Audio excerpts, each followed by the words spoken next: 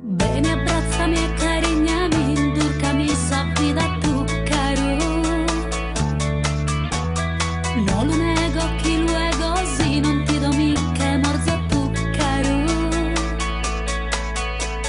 Giura creo bessa la mia.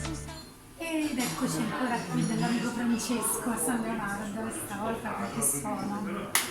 Con chi sono? Con la mia donna, devo dire, bella, buona, brava, Laura. Quanto le voglio bene io a questa ragazza, ma quanto gliene volete voi? Allora, mi sopporti dal 2010.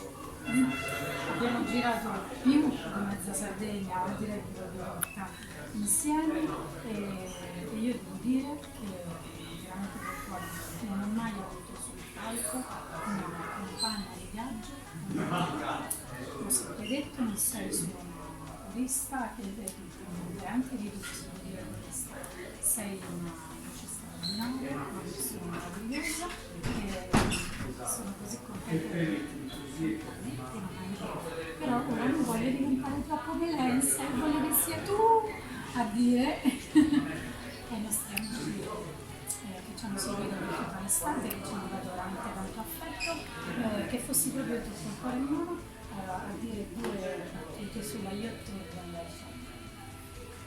Allora, anche quest'anno è stato un anno bellissimo, abbiamo girato parecchio, ci siamo divertiti, come sempre.